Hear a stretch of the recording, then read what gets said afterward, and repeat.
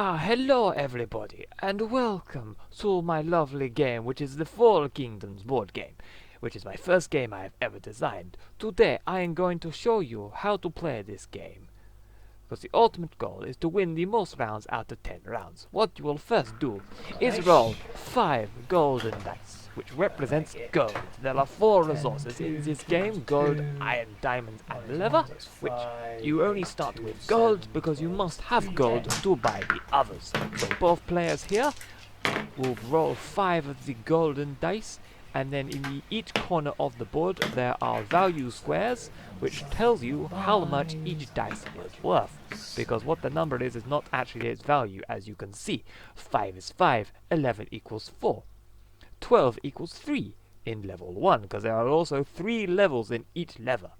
In each lever? No, not lever. In each resource there are 3 levels. That's better.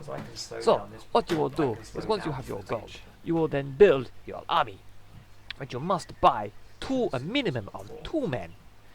You can buy more if you wish, but it depends how much resources you have. You must also think about to save your resources to buy more things in the next round, but I will explain that later on. Before you start fighting, each player gets drawn 3 cards, and then you must make sure that there are no play straight away cards. If you find one of these cards, put it back into the deck, shuffle it, and draw a new card. Once you decided who goes first, that player rolls one of his dice and then moves that many squares. So the blue player rolled a 4, so he moves each man 4 squares. The red player has rolled a 3, so he moves 3 squares. To end your turn, you take a new bonus card. These bonus cards cannot be played on your first turn, and the blue player has decided to play a fallen tree card, so he has placed a fallen tree anywhere on the map. And the fallen tree is a lovely little card, because you must go around this tree, you cannot go through it, but archers can shoot through it. And you can also not attack anybody on your first turn, nor play any bonus cards, which I think I've already said. But anyway, so to do combat, a melee unit must be 1 square away from each other. So both players will roll their dice, and as you saw, the red player got a 1, the blue player didn't quite catch what his number was, but it was higher than a 1. So the blue player wins, so nothing happens. But if the red player got a higher number, then he will have a chance to kill that unit, because each unit has a specific number that it needs to die, which it tells you on the shopping card. I.e., these are night units. Oh, a disaster has struck! Right in my mid-conversation. It is not very useful.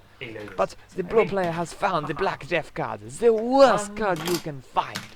Because what happens? You are out, which means the red player has won the first round. So what you shall do is, the red player will now keep all of his men that have survived, and all of the bonus cards, all of the resource bonus cards that are in your thingy, you will add to your totals.